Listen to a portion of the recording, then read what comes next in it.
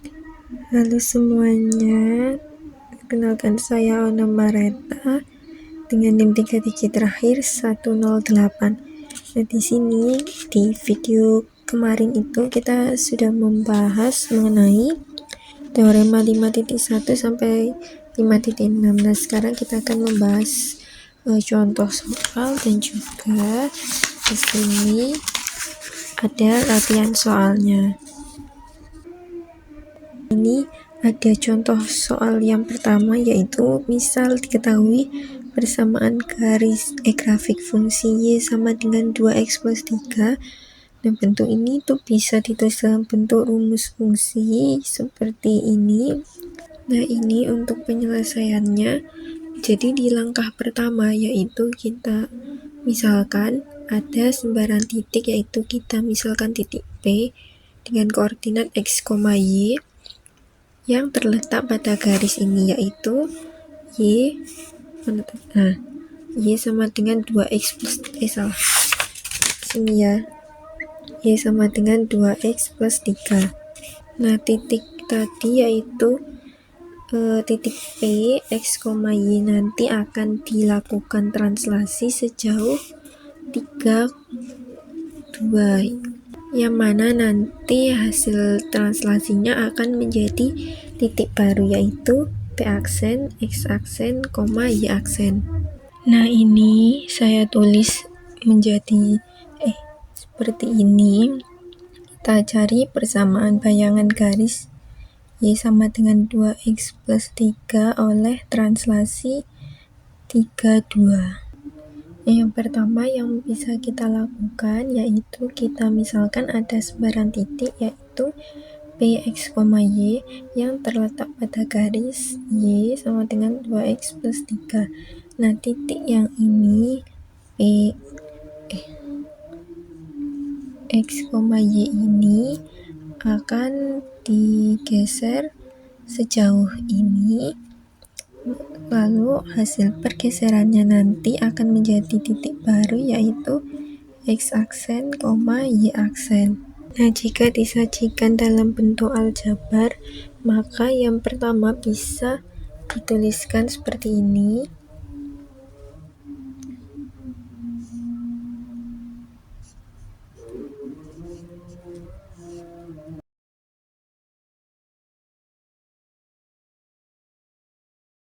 Nah, bentuk ini yang mana tidak asing atau sering kita lihat waktu bangku sekolah. Nah, dari penyajian bentuk ini kita bisa mendapat persamaan. Jika dilihat di sini, kita bisa dapat dua persamaan. Persamaan yang pertama yaitu X aksen sama dengan X plus 3. Persamaan kedua, Y aksen sama dengan Y plus 2. Dari dua persamaan ini, persamaan X aksen dan Y aksen itu kita bisa ubah menjadi X sama dengan, nah karena X aksen sama dengan X plus 3, maka X nya sendiri itu sama dengan X aksen min 3. Nah, ini sama juga untuk Y aksen. Nah, kita sudah dapat persamaan X sama dengan dan Y sama dengan. Nah, Y sama dengan ini akan kita substitusikan kembali ke persamaan garis yang awal ini. Ya, begitupun juga dengan X ini, X dan Y ini akan kita substitusikan ke persamaan garis ini.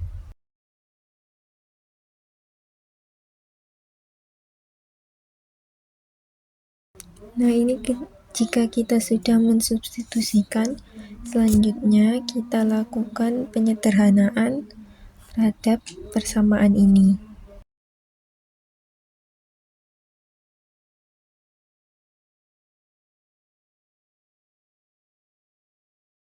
Nah, jika bentuknya sudah seperti ini, kita harus membuat bentuk Y aksen sama dengan, karena kan kita mau mencari bayangan garis Y sama dengan 2x plus 3 yang ditranslasikan oleh ini. sehingga nanti hasil akhirnya akan berupa persamaan garis, yaitu Y aksen.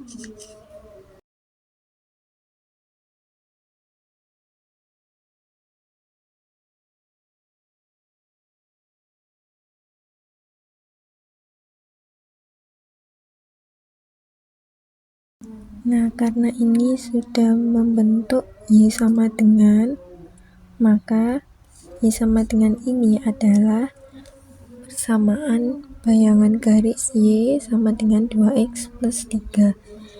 Nah, garis awal yang Y 2X plus 3 ini dengan Y sama dengan 2X min 1, garisnya adalah sejajar karena gradiennya sama-sama 2. Gradien yang ini dan yang ini tuh sama-sama 2. Nah, dalam bentuk nih.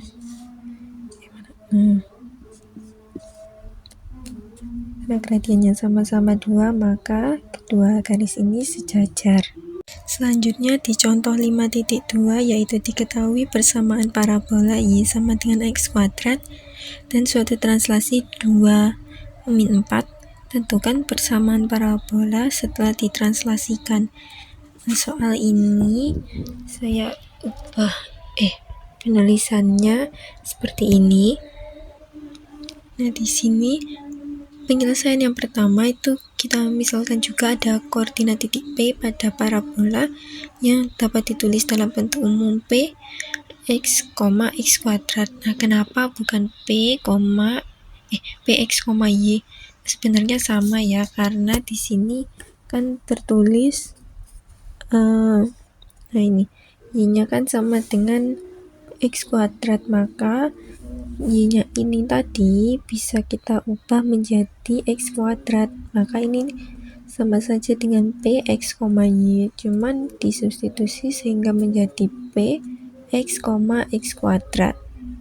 Nah, selanjutnya kita akan menerapkan translasi di titik P, yaitu P X, X kuadrat ini yang akan digeser atau ditranslasikan sejauh ini menjadi titik baru, yaitu P X aksen, Y aksen, sehingga bentuk matriksnya nanti sama seperti yang 5.1 tadi akan jadi seperti ini.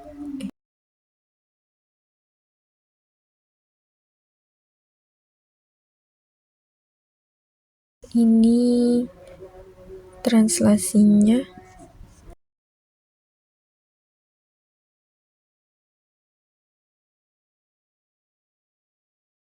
Sehingga ini kita operasikan jadi X plus 2 dan X kuadrat min 4.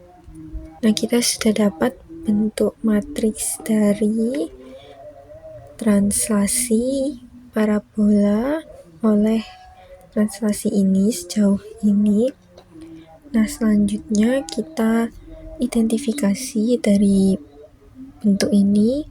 Nah, kita pisahkan persamaannya. Nah, di sini kan ada dua variabel yaitu X dan Y, maka persamaannya nanti akan ada dua, yaitu X dan Y, X aksen dan Y aksen, sehingga bisa ditulis seperti ini.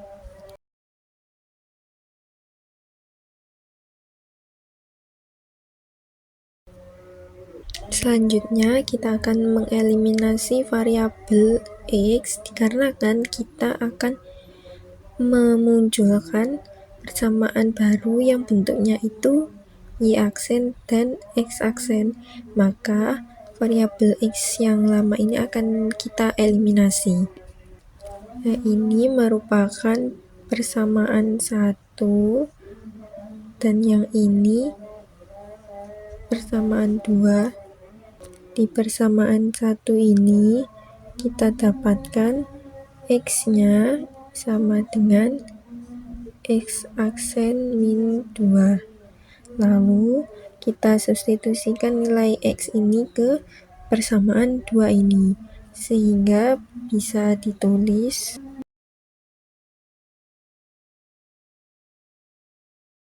Nah, ini sudah terbentuk sebuah persamaan parabola. Nah, jadi persamaan bayangan parabola dari Y sama dengan X kuadrat adalah Y aksen sama dengan X aksen min 2 kuadrat min 4. Ini sedikit tambahan aja. Nah, tadi kan sudah diketahui kalau ini merupakan persamaan parabola. Nah, coba kita lihat lagi di persamaan awalnya. Nah, di sini persamaan awalnya adalah Y sama dengan X kuadrat. Nah, karena yang dikuadratkan itu adalah X, maka kemungkinan parabolanya itu adalah vertikal alias terbuka ke atas atau terbuka ke bawah. Ini aku misalkan ambil contoh kalau misalnya masih ingat, untuk rumus persamaan parabola yang terbuka ke atas itu seperti ini.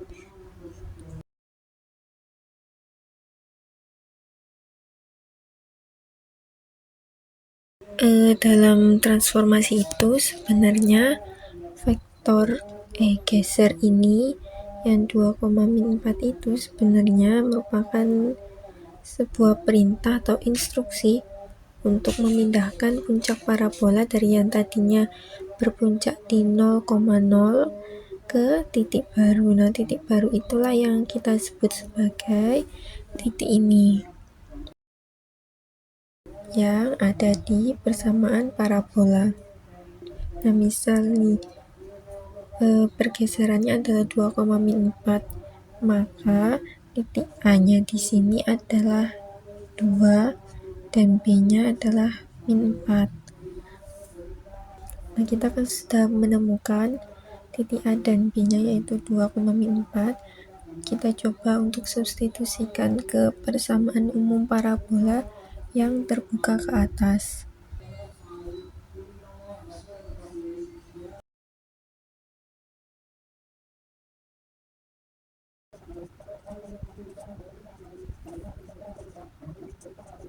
Nah, titik A-nya sudah ketemu, titik B-nya sudah ketemu, dan persamaannya sudah berbentuk seperti ini. Yang selanjutnya kita akan mencari kita akan mencari nilai 4P di sini. Nah, kita lihat lagi di persamaan awalnya yang Y sama dengan X kuadrat ini. Nah, koefisiennya X kuadrat ini kan 1. Nah, supaya bentuknya itu sesuai dengan Y sama dengan X kuadrat, maka nilai P ini itu haruslah 1 karena Y itu sama dengan 1/4P X min A kuadrat ditambah K. Si 4P ini supaya menjadi 1 seperti koefisien dari X kuadrat ini, maka akan dikalikan dengan ini kan 1/4P dikali 4 hasilnya 1. Sehingga di sini kita bisa tuliskan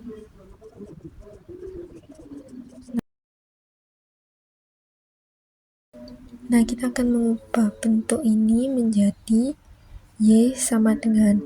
Nah, agar menjadi Y sama dengan, maka di sini kedua ruas akan dikurangi oleh 4. Langsung saja ini saya susun. Nah, seperti ini. Translasi itu sebenarnya adalah proses mengubah parabola yang puncaknya di 0,0 tadi menjadi parabola standar yang puncaknya di A, B. Nah, A ini adalah sejauh mana kita menggeser ke kanan atau kiri, sedangkan B ini adalah menggeser sejauh mana ke atas atau bawah.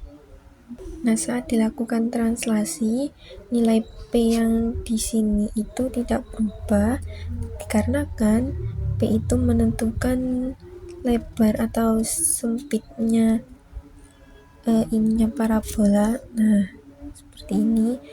Nah, karena translasi itu merupakan isometri yang mana sesuai dengan teorema 5.1, maka lebar parabolanya tidak boleh berubah. Maka dari itu nilai P-nya akan tetap ketika ditranslasikan.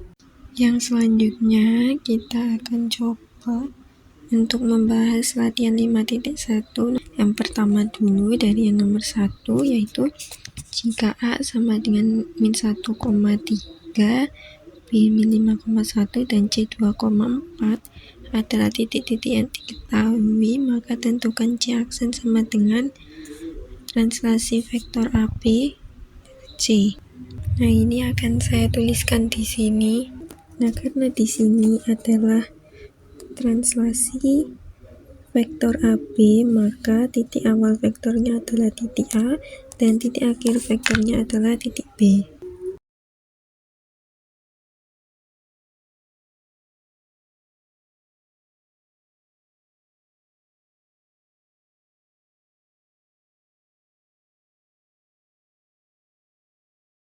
Nah, kita sudah kelompokkan menjadi titik awal vektor, titik akhir vektor, dan juga titik yang akan digeser, yaitu C 2,4. Nah, sekarang tugas kita adalah menentukan koordinat C aksen yang merupakan hasil dari translasi ini. S vektor AB C. Nah, di sini sebelum kita melakukan translasi ke titik C ini, nah kita kan belum tahu perintah translasinya itu seperti apa.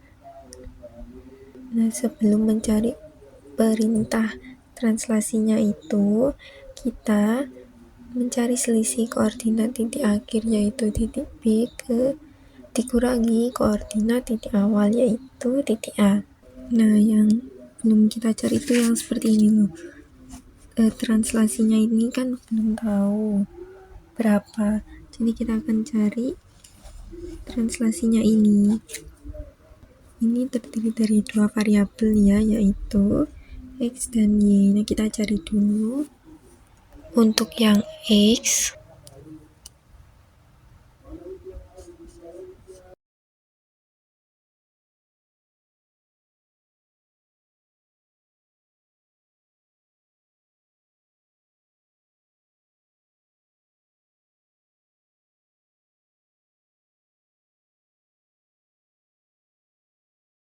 nah ini kita sudah melakukan perhitungan dimulai dari X B min X A dulu. Ini min 5 adalah koordinat titik B, yaitu koordinat X nya.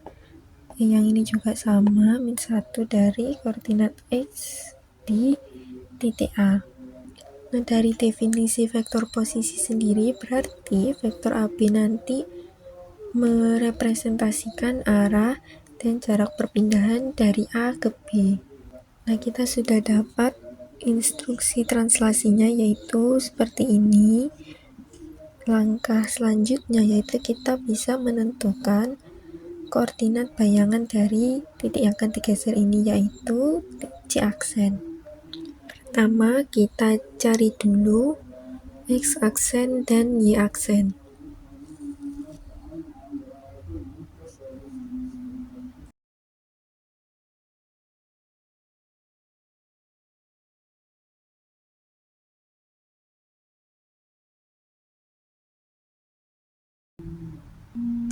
Oke, kita sudah mendapatkan X aksennya, yaitu sama dengan min 2. Sekarang seperti cara ini kita mencari Y aksennya.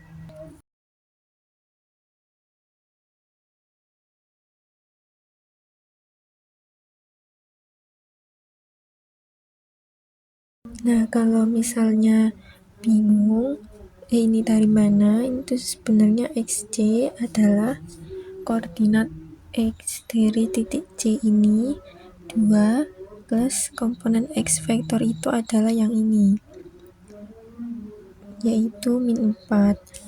Lalu yang ini juga sama, Y nya adalah ini 4 ditambah min 4 salah ini.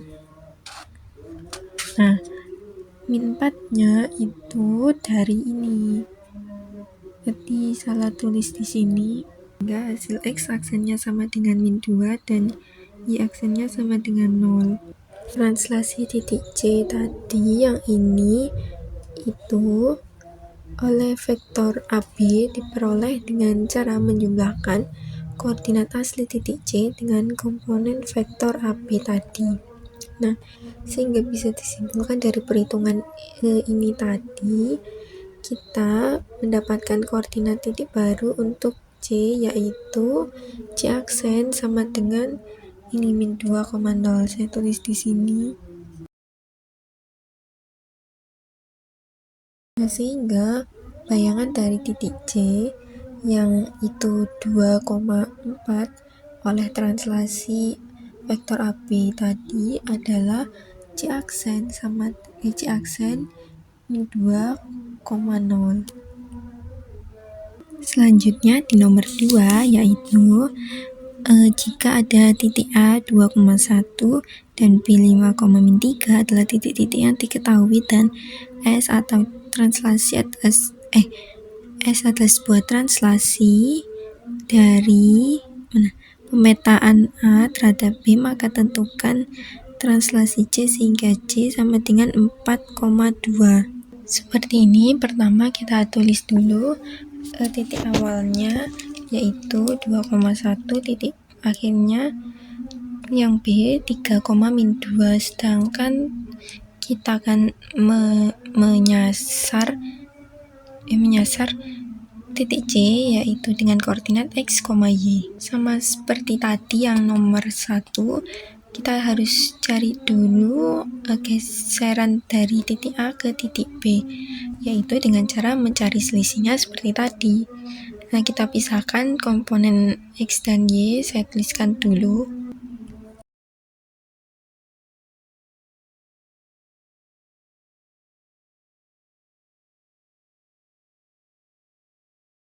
Oke, kita sudah mendapatkan vektor gesernya, yaitu di sini kita tuliskan 1,-3. Nah, kita harus mencari vektor geser ini sebagai petunjuk di mana atau sejauh mana kita menggeser titik di manapun. Nah, apabila tidak kita cari ini, maka kita tidak tahu ke mana titik C ini ditranslasikan. Kita sudah cari ininya, sekarang kita akan menggunakan ini untuk memetakan titik C. Nah, karena tadi C-nya ini masih berupa koordinat X, Y, sehingga seperti yang tadi untuk mencari X aksen, kita cukup tambahkan titik X ini dengan vektor geser yang sudah kita cari. Nah, sudah ketemu nih X aksennya yaitu X plus 1 dan Y aksennya Y min 3. Dari definisi, bayangan suatu titik diperoleh dengan menjumlahkan koordinat asal dengan vektor translasinya. Nah, karena titik C ini sifatnya umum yaitu X, Y, maka hasilnya nanti juga akan dalam bentuk variabel, sehingga hasil akhirnya yaitu bayangan titik C oleh pemetaan S itu bisa kita tuliskan seperti ini.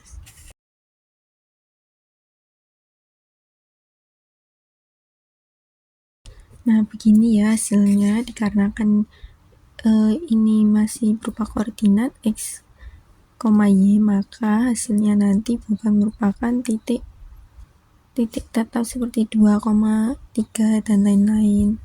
Jadi bentuknya seperti ini.